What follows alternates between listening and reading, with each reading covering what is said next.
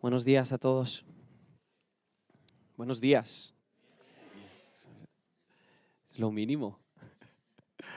Bueno, es una alegría para mí estar aquí. Como decía Andrés, nos conocimos. Bueno, yo no recuerdo lo del concierto, Andrés. Me sabe fatal. Ah, vale, perfecto. Vale. Pero realmente pudimos hablar un poquito más hace como un año. ¿Qué tal, José Luis? Hace como un año en un evento al que fui a Toledo y él estaba allí y pudimos compartir juntos y pudimos hablar. Y hay gente con la que conectas rápido y te entiendes fácilmente. Y Andrés es uno de ellos. Y he pasado un fin de semana genial con vosotros, de verdad, me he sentido como en casa. Y eso es bueno y es malo. Bueno porque estoy cómodo. Malo porque puedes decir cualquier tontería cuando estás cómodo. Pero bueno, vamos a tratar de ser responsables. Estoy casado, tengo 34 años. Estoy casado, voy a hacer 11 años de matrimonio en marzo. Y mi mujer se llama Bonilú. Algunos ya se ríen directamente. No voy a contar ninguna historia. Y tenemos 2 hijas guapísimas. La mayor se llama Sofía, tiene 7 años, y la pequeña se llama Vera, tiene 2 años. Y ellas son las que me han dejado venir este fin de semana. Así que les doy las gracias. Me gusta el cine. ¿Os gusta el cine? Sí, me encanta el cine. Me gustan todo tipo de películas, incluso las que son como muy absurdas, a nivel de humor. Pero si hay algo que hace que me guste una película es las conversaciones que hay durante la película.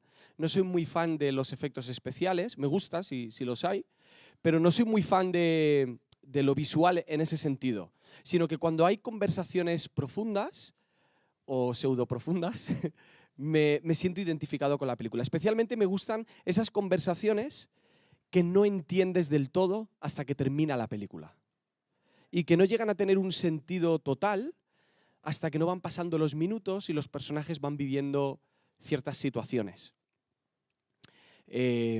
Por ejemplo, Matrix. ¿Cuántos habéis visto Matrix? Aquí. No muchos, ¿eh? No muchos. Hay un momento en el que Morfeo, que es uno de los protagonistas, habla con Neo, que es el protagonista, y le da a elegir una pastilla roja y una pastilla azul. Y en ese momento le dice una frase que me gusta. Dice, ahora mismo te sentirás como Alicia cayendo por la madriguera del conejo. Yo esa frase no la entendí del todo. Hasta que la película no fue avanzando. Una clásica, Karate Kid, dar cera, pulir cera. Nadie entendió eso, ni Daniel San en la película, hasta que no avanza la película y llega la escena final y entonces ahí en ese momento de flashback, Daniel San recuerda por qué tiene que dar cera y pulir cera. A ver si sabéis de qué película es esto. Mi mamá dice que la vida es como una caja de bombones. Forrest Gump. No se entiende del todo hasta que la película no va avanzando y conoces la vida y toda la historia del personaje.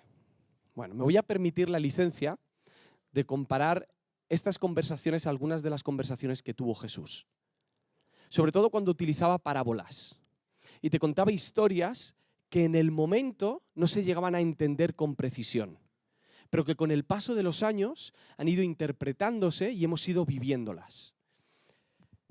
Tan profundas eran que llevamos más de 2000 años hablando de ellas y sacando tesoros de esas conversaciones. Por otro lado, esas historias que eran difíciles de entender, ya que la gente quería que Jesús explicase las cosas rápido y que fuese muy preciso, querían saber cosas del reino ya, querían saber si él era el Mesías o no. Ellos querían el sí o el no, el blanco y el negro, y Jesús parece que respondía con historias un poco difusas que ellos no entendían y no eran del todo precisos.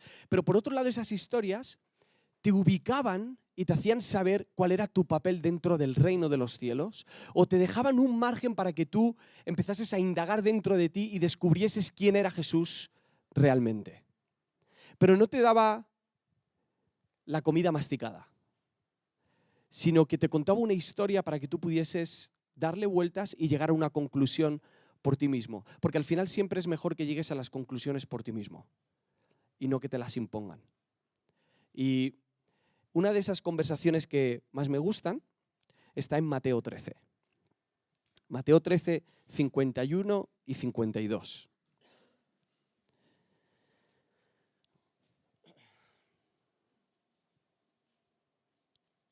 Yo tengo aquí una versión escrita, seguramente vosotros tengáis otra y otros tendréis otra a lo mejor, pero podemos ir variando si es necesario. ¿Habéis entendido todas estas cosas? Ellos le dijeron, sí. Y él les dijo, por eso todo escriba que se ha convertido en un discípulo del reino de los cielos es semejante al dueño de una casa que saca de su tesoro cosas nuevas y cosas viejas. Como son solo 2 versículos, lo voy a leer otra vez, ¿vale? ¿Habéis entendido todas estas cosas? Y ellos le dijeron, sí.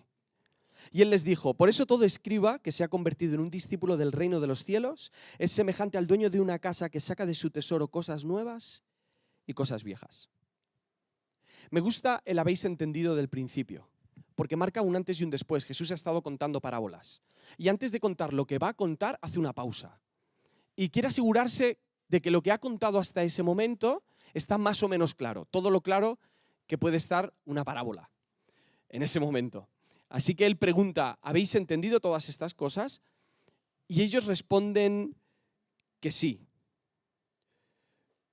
Yo no dudo de que ellos entendiesen lo que Jesús dijo. Ahora, yo no lo habría entendido. Muchas de las cosas yo no las habría entendido. Normalmente cuando a mí me preguntan algo y tengo que aparentar que lo sé, respondo preguntando. Eso es algo que hacemos mucho. Entonces, si a mí me hubiese preguntado, Andrés, ¿has entendido todo lo que he dicho? Yo le habría dicho, sí. Sí, ¿no? Lo he entendido, creo que lo he entendido, ¿no, chicos? Lo hemos entendido todos. Cuando yo era pequeño y mi padre me preguntaba las tablas de multiplicar, yo le respondía preguntando, para ganar tiempo. Me decía, Andrés, 4 por 4, y yo le decía, ¿4 por 4? Y ganaba algo de tiempo. Con las capitales hacía lo mismo, ¿sabes? Ganaba algo de tiempo para poder pensar, pero ellos responden bastante rápido, la verdad. Y me gustaría destacar algo, esto es solo un paréntesis. Los discípulos de Jesús, los primeros discípulos de Jesús, son admirables por muchísimas cosas. Muchísimas cosas. Y una de ellas es haber sido capaces de seguir a Jesús aún sin saber muy bien lo que estaba pasando. Aún sin entender del todo lo que Jesús decía, ni lo que estaban viviendo. Y a veces esa sensación que ellos tenían de que Jesús ha dicho una cosa aquí y otra cosa aquí, y ellos se rayaban, y sería interesante poder hablar con ellos algún día y descubrir cuáles eran sus conversaciones detrás de las cámaras. Y qué preguntas se hacían y qué dudas tenían ellos. Ellos responden un sí, y en ese momento Jesús les dice, por eso todo escriba que se ha convertido en un discípulo del reino de los cielos es lo que va a decir, ¿no? En esta historia Jesús está hablando acerca de las personas a las que les está hablando. No está hablando de otros, que también puede ser, pero está hablando acerca de ellos. De alguna manera les está diciendo, vosotros, que sois escribas, que os habéis convertido en discípulos del reino de los cielos, en seguidores míos, sois así, o debéis ser así, o sois como lo que voy a decir. ¿Sabéis quiénes eran los escribas? Supongo. La mayoría de los que estáis aquí. Por decirlo rápido, eran expertos en la ley. Habían convertido el estudio en algo metódico, intenso, y durante un tiempo empezaron a convertir el estudio de la ley en una especie de laberinto bastante desconcertante de reglas y normas. Y Jesús está hablando de que estas personas se han vuelto discípulos del reino de los cielos. Voy a quitar el clip.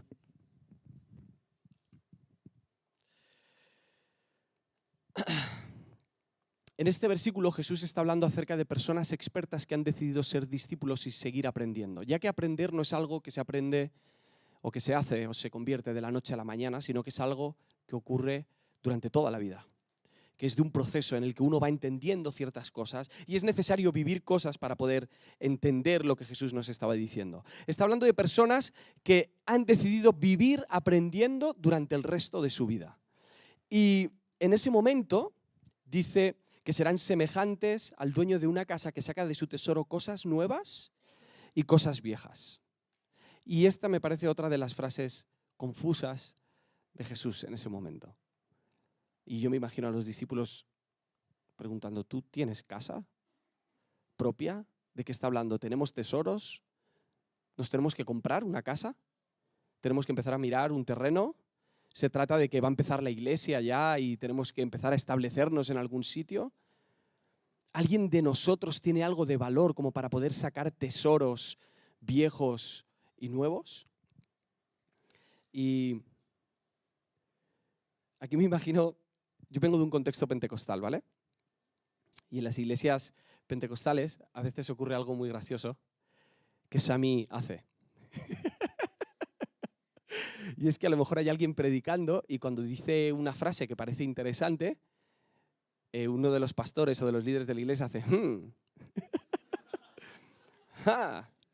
Sí, ¿sabes? Sami lo hace mucho. Pero con cariño lo digo, ¿eh?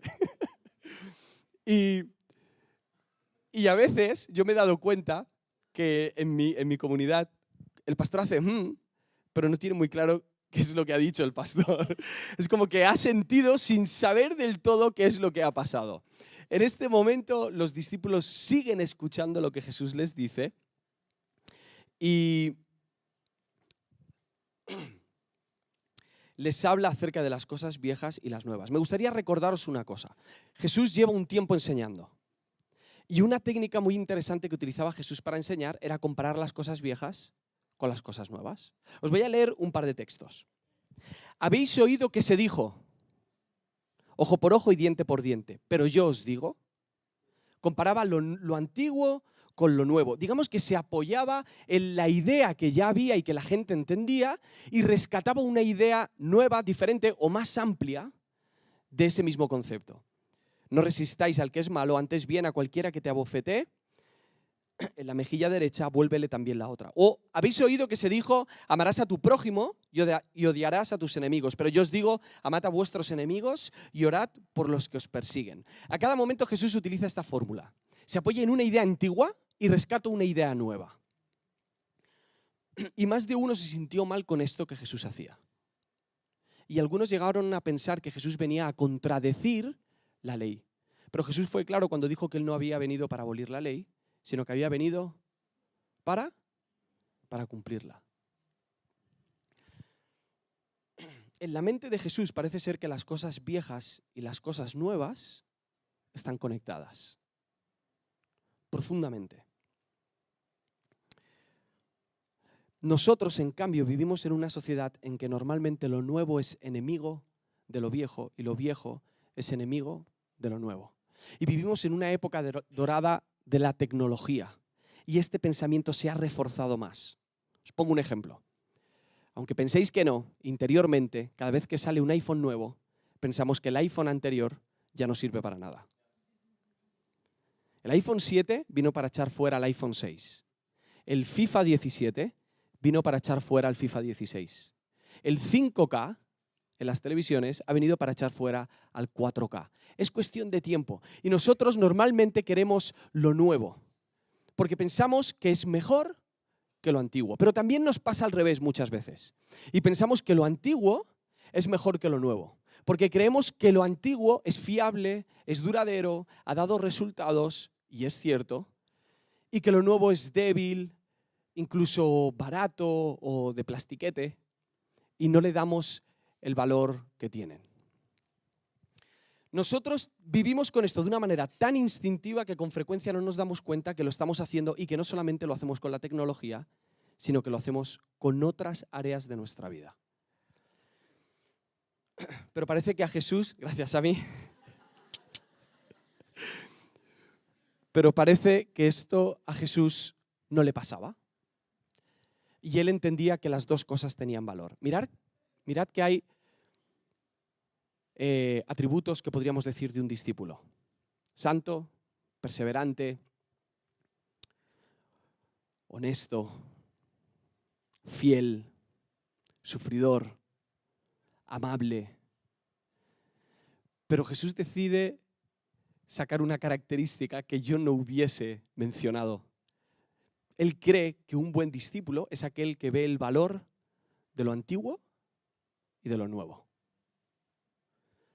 Y si dice esto, es porque es realmente importante. La palabra que Jesús usa para referirse a nuevo originalmente es kainos. Yo no sé griego, ¿vale? Esto lo he leído. Kainos. Y lo curioso de la palabra kainos es que no significa que es nuevo en el tiempo, sino que está refrescado, que es renovado. Esto nos quiere decir que cuando está hablando de algo nuevo, no nos está diciendo que es algo que hoy ha aparecido, sino que es algo que ya llevaba un tiempo rodando alrededor de nosotros y de repente se manifiesta de una manera diferente. Se muestra de una manera nueva, sorprende con un punto de vista que antes no teníamos. Pero en realidad esa idea ya estaba desde hacía mucho tiempo. Y esto nos habla de algo muy importante, un concepto bíblico súper interesante, y es que nos sugiere que las cosas viejas son capaces de novedad. Las cosas que tienen tiempo tienen la oportunidad de mostrarse de una manera diferente. A mí lo que me preocupa es que este pensamiento de lo viejo y lo nuevo lo llevemos a otros puntos de vista, a otros lados, y que lo llevemos, por ejemplo, a nuestra relación con Dios. Y que creamos que porque conocemos a Dios muy bien desde hace mucho tiempo, Dios ya no puede sorprendernos y mostrarse en nuestra vida de una manera diferente a la que se ha mostrado hasta hoy. Digamos que no le dejamos a Dios el margen para que Él sea libre y se muestre de una manera distinta en nuestras vidas. No sé si os ha pasado. ¿Cuántos usáis la Biblia en papel, el libro? Bien, sí. Yo soy fan del libro. Y tengo la costumbre de subrayar. No sé cuántos aquí lo hacéis. Vale. No sé si os ha pasado que a veces subrayas un versículo y cuando vuelves a leerlo, tus ojos se van directamente al subrayado e incluso recuerdas por qué lo subrayaste. Pero resulta que el versículo es más amplio y el capítulo es más amplio. Pero como Dios te habló hace 5 años en ese versículo de una manera muy particular, vuelves a leerlo y vuelves a recibir lo mismo. Cuando a lo mejor Dios quiere mostrarte algo diferente que tiene que ver con lo que tú estás viviendo ahora, con los desafíos que Él te está mostrando en tu vida o con la transformación que Él quiere hacer contigo. Y a veces a Dios no le permitimos que nos sorprenda. Creemos que se mueve de una manera y pensamos que ya no se puede mover con milagros, creemos tan firmemente que nos da libertad, que nos olvidamos de su voluntad, creemos conocer también su misericordia, que ya no permitimos que su misericordia nos sorprenda cada mañana que sale el sol. Y es que Dios sea el mismo siempre no quiere decir que lo sabes todo de Él. Y que nos ha enseñado todo lo que sabemos, pero no todo lo que sabe. Todo lo que nosotros tenemos viene de Él, pero eso no quiere decir que tenemos todo lo que Él es, ni mucho menos. Voy a poneros un ejemplo que está en Reyes, voy a tratar de ir rápido con esto. En Reyes hay un momento muy interesante en el que Elías desafía a los 450, ¿verdad?, profetas de Baal. Y los lleva a un lugar, y en ese lugar les reta, les hace un challenge, ¿vale? Y quiere ver qué Dios es más fuerte.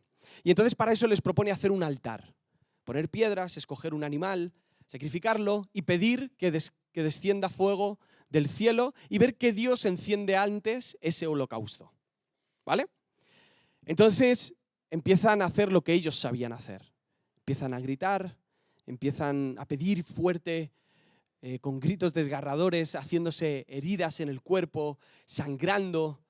Le empiezan a decir a su Dios que descienda fuego. Y Elías, desde mi punto de vista, era bastante vacilón.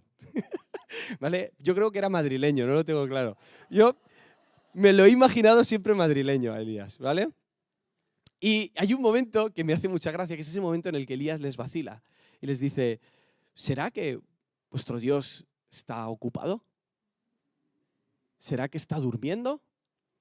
¿Será que tiene cosas más importantes que hacer? ¡Qué seguridad! Por favor. Y poco después, cuando ven que el fuego no desciende, dice, bueno, pues ahora voy yo, y prepara el holocausto y echa cántaros de agua para complicar el asunto y pone 12 piedras representando las 12 tribus y hace una oración sencilla y desciende fuego. Cae el fuego. Y después mata a 450 profetas en un arroyo. Este es uno de los textos bíblicos que le pido a Dios que mi hija no me pregunte hasta dentro de un tiempo. ¿Vale? Y mata a 450 profetas y me ha parecido, siempre me ha dado pena el 450, que ha visto cómo mataban a 449 y él estaba como esperando a que le matasen a él, ¿sabes? O sea, me ha dado pena a esa persona. No sé, siento compasión por él. Pero recibe fuego, quiero que os acordéis de esto. Y poco después, hablando, dice, viene la lluvia. Y vino un aguacero, y vinieron nubes, y vino viento. Viento, nubes, aguacero y fuego. Y vemos cómo Dios se manifiesta a través, en este caso, del poder meteorológico. Con furia, con agresividad. Pero poco después, Elías está escondido, porque siente miedo. Y Dios, vuelve a hablarle y le dice que salga. Y empieza a haber un terremoto, fuego, lluvia. Expresiones de Dios que él ya conocía. Pero resulta que cada vez que aparecía una de estas cosas, él llegaba a la conclusión de que Dios no estaba ahí. Y Dios decide mostrarse a su vida de una manera diferente, a través de un silbido apacible, de la tranquilidad. Y yo me pregunto si nosotros somos capaces de tener la sensibilidad de oír a Dios de una manera diferente cuando ya tenemos una historia con Él y creemos que ya sabemos cómo se puede mover en nuestras vidas. Creo que a Dios no le dejamos este espacio, pero también creo que no nos lo dejamos a nosotros mismos. A ti mismo, como persona. A veces estás tan cansado de ti, tan harto de tus adicciones, de tus hábitos, de tus paranoias, de tus voces mentales. Estás tan cansado que no crees que puedas ofrecer algo nuevo como persona. Estás tan harto que te rindes y decides dejarte llevar por la corriente porque no crees que Dios puede hacer algo nuevo en ti. Se lo hacemos a Dios, nos lo hacemos a nosotros, pero sobre todo, se lo hacemos a los demás.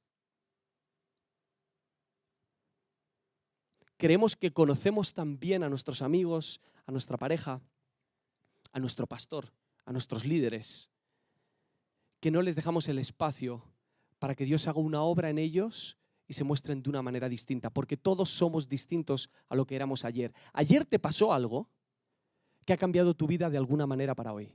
Tú no eres el mismo que fuiste ayer, ni antes de ayer, ni hace un año, ni hace 10 años. Y no dejamos espacio para que los demás se muestren de una manera distinta. Y eso es gracioso. Por ejemplo, en un matrimonio es gracioso. Yo sé que cuando yo le hago a mi mujer el café por la mañana y se lo sirvo, le pongo leche y le pongo azúcar, ¿sabéis qué sé? Que no se lo va a tomar. No se toma el café. Lo hago, todas las mañanas hago café, lo sirvo y no se lo toma.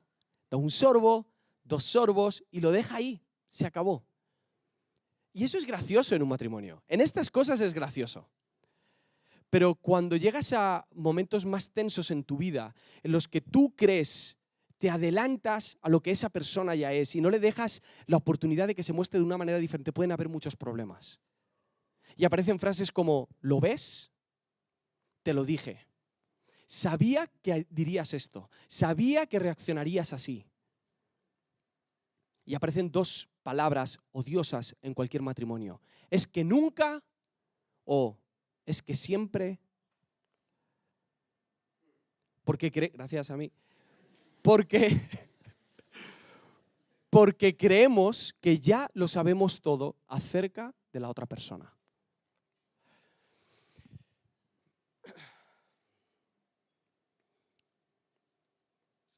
Hay veces, esto nos pasa mucho en la iglesia, hay veces en las que tú discutes con alguien o ha pasado algo que te has sentido ofendido. Y entonces llegas a casa y sientes que el Espíritu Santo te está diciendo, oye, creo que tienes que ir y hablar con esa persona y solucionarlo. ¿Os ha pasado, verdad? Vale, entonces hacemos algo súper curioso.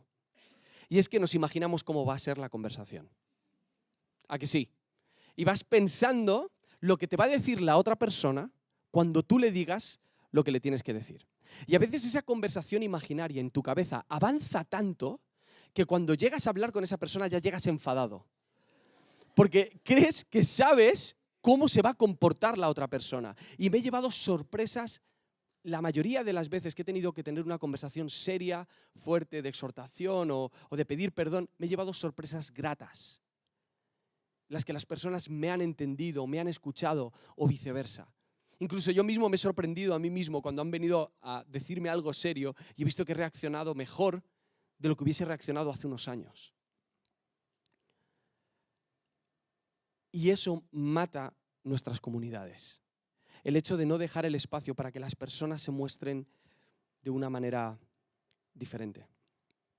Y este pensamiento entra con Dios, con nosotros mismos, con los demás, con nuestros ministerios, con nuestro trabajo, compañeros, matrimonios, amigos, jóvenes, talentos.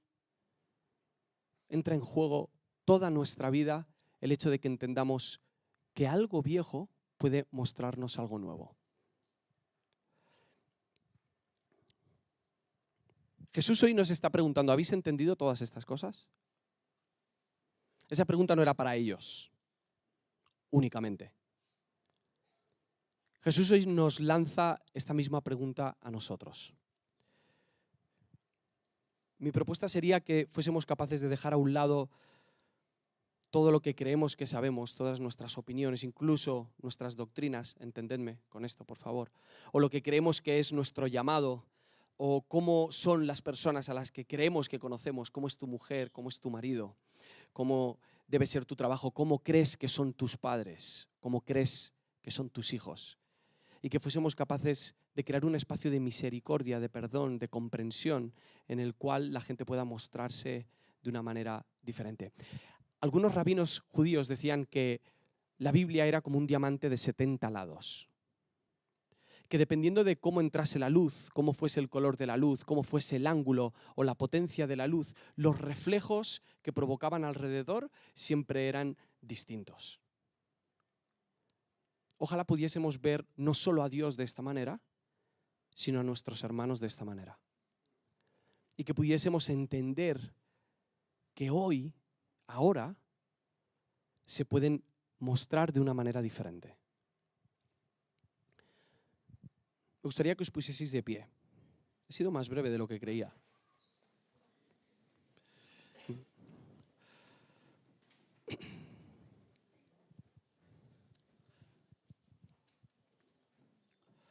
Y me gustaría hacer algo simbólico, pero que creo que es importante.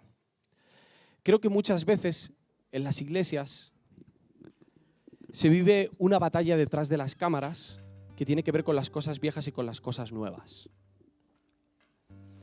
Creo que los jóvenes tienen que aprender a dejar el espacio para que la gente que lleva tiempo conociendo a Dios y tiempo sirviendo a Dios se pueda mostrar de una manera diferente.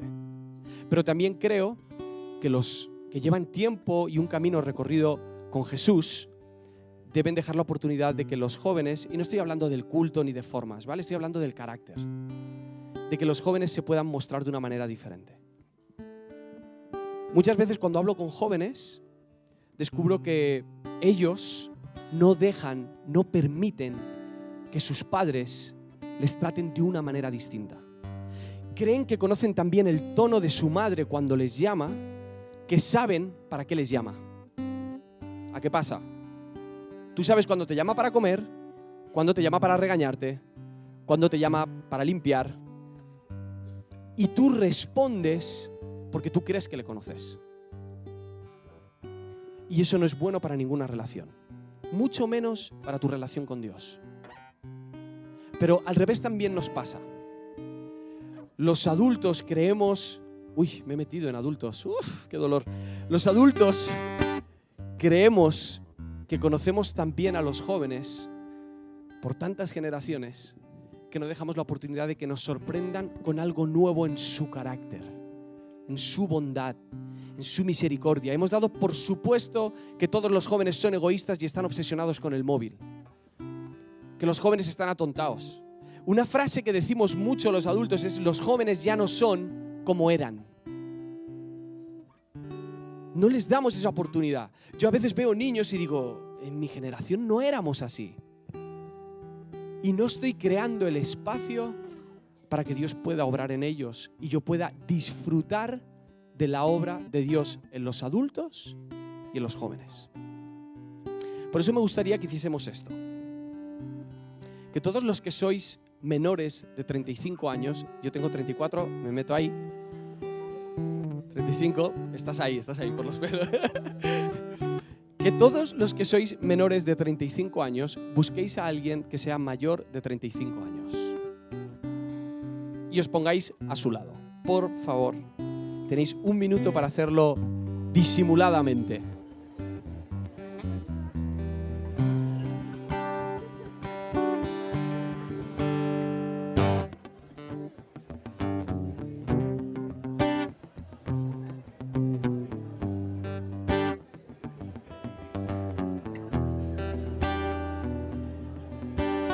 Bien.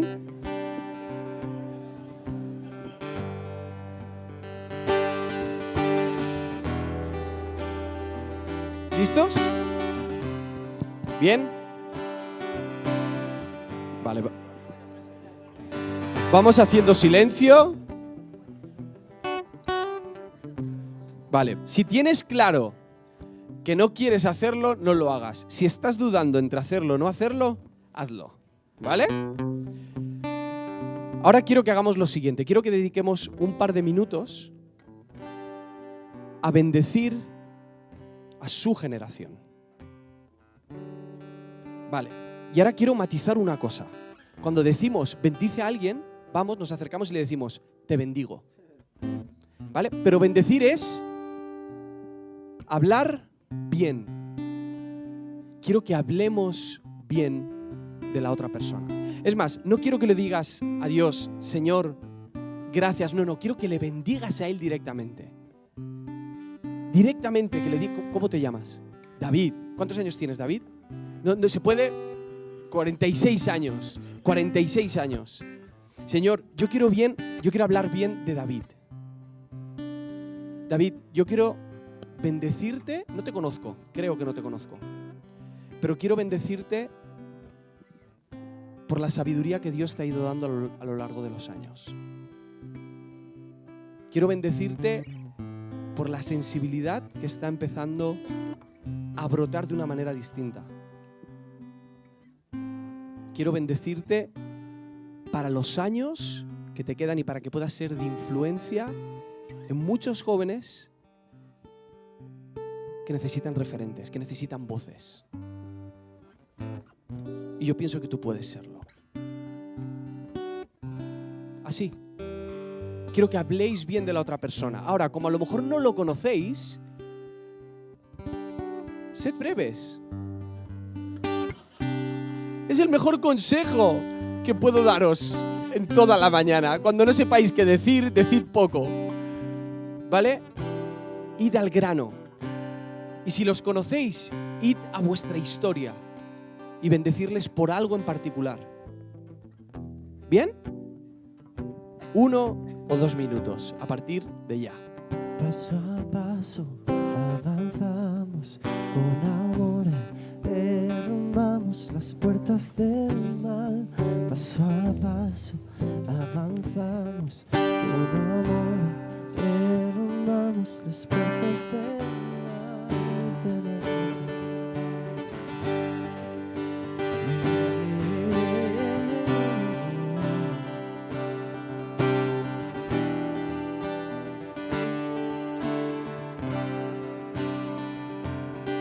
Dios será, glorificado será, glorificado y su nombre levantado levantado.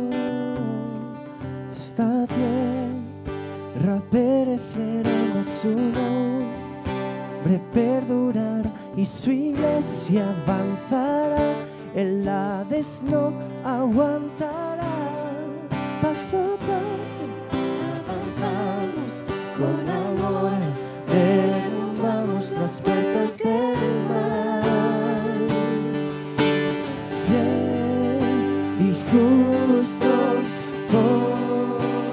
poderoso, grande, bueno y majestuoso. Sobre todos corona de majestad, su reino es para siempre, su reino es para siempre.